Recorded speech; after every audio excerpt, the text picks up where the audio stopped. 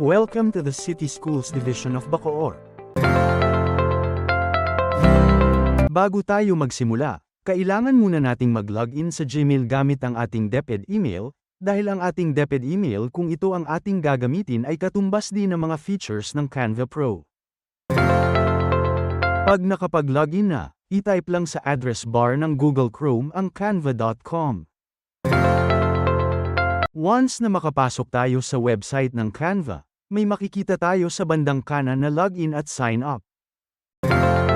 I-click ang login at lalabas ang tatlong choices, i-click lang ang continue with Google kung gusto nating i-login ang ating account sa DepEd email. Pag nakapasok na ang ating DepEd email account sa Canva, i-click lang ang Create Design at may iba't ibang template na pwede nating pagpilian, kagaya ng Education Presentation, Education Video, Education Infographics, Classroom Poster, Google Classroom Header, Worksheet, Lesson Plan, Class Schedule, Group Work at iba pa. Kapag gusto naman nating mag-customize ng tarpaulin at i-edit ang size, i-click lang ang Custom Size at kayo nang bahala pumili kung anong size ang inyo gagawin na template. Education Presentation. Pag gagawa naman tayo ng presentation or PowerPoint, i-click lang natin ang Education Presentation sa Create Design. Pagpasok natin sa Education Presentation, dito na tayo pwedeng mag-edit kung anong design ang ating pagpipilian. Pag nakapili na tayo ng design, i-click lang ang Apply All 12 Pages, para mapadali ang paggawa ng PowerPoint, at pwede na din itong ma-edit ang text. Ang element sa Canva ay tumutukoy sa iba't ibang visual na mga bagay na maaari mong idagdag sa iyong disenyo.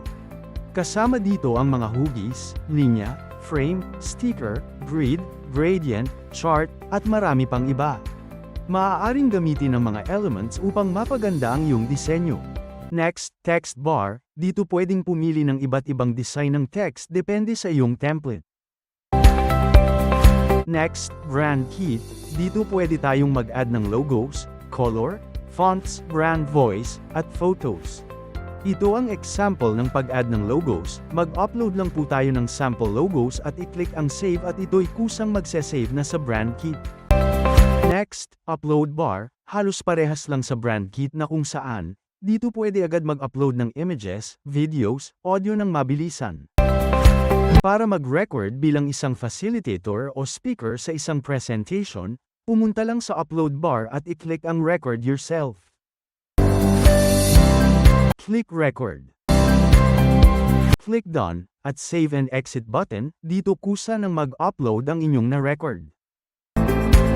Draw bar, dito pwede tayong mag-draw o mag-highlights ng isang text, at meron din iba't ibang pagpipilian katulad ng pen, marker, highlighter, at erasure. Project bar, makikita naman sa project bar ang mga nakasave nating mga PowerPoint, videos at iba pa. Pwede din ditong mag-create ng folder. Application bar, makikita dito ang iba't ibang klase ng application for editing. At ang huli ay ang audio bar, pwede tayong pumili dito ng iba't ibang music at ilagay sa PowerPoint template. Sa pag-edit naman ng text o pictures, i-click lang ang text at kusang may lalabas ng mga tools sa bandang itaas. Punta tayo sa font, dito ay maaring tayong pumili ng iba't ibang uri ng fonts, depende sa iyong design. Next, font size, pwede nating paliitin o palakihin ang size ng text. Next, text color, pwedeng pumili ng iba't ibang uri ng color sa bandang kaliwa.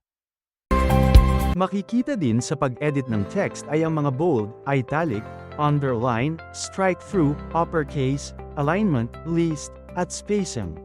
Andyan din ang effect, at makikita dito ang shadow ng isang text, background ng text at iba pa. Punta naman tayo sa typewriter, dito makikita ang iba't ibang uri ng basic animation text, katulad ng wise, pan, fade. Position, dito makikita sa bandang kaliwa kung anong width, height, at ratio ang ginamit na natin sa text. Under pa din ng position, makikita naman sa layer ang lahat na nagamit nating design katulad ng pictures, GIF, pati na din ang background design. Transparency, pwedeng palinawin o palabuin ang text o image na ating ininsert. Last ang lock position, pag okay na ang lahat ng PowerPoint at ayaw mo nang magulo ang iyong presentation, pwedeng i-click ang lock position para ito'y temporary lock at hindi na ma-edit. Kung gusto na nating i-review ang ating presentation, i-click lang ang present full screen at i-click ulit ang present button. Kung gusto naman nating mag-collab, click share button sa bandang itaas, at i-click lang ang collaboration link na Dropbox at may 3 choices ang pagpipilian. Una ang only you can access o ikaw lang ang pwedeng mag-edit ng ginawa mong presentation. Pangalawa, ang DepEd Bacoor City. Ito ay pwede sa mga mayroong DepEd email account. Panghuli, ay ang anyone with the link, kahit anong email o pansariling email, pwedeng ma-access ang ginawa mong presentation, at pwede ding i-edit. Render presentation. Pag gusto na nating i-download ang ginawang PowerPoint presentation sa Canva, i-click lang ang download sa share button at i-click ang drop-down na file type. Makikita na natin dito ang iba't ibang uri ng pag-download katulad ng PDF Standard, PDF Print, PPTX o Microsoft PowerPoint, MP4 Video, JPG, PNG, SVG, at GIF. Dahil Education PowerPoint ang ginawa, i-click lang ang PPTX or Microsoft PowerPoint document, at i-click ang download button.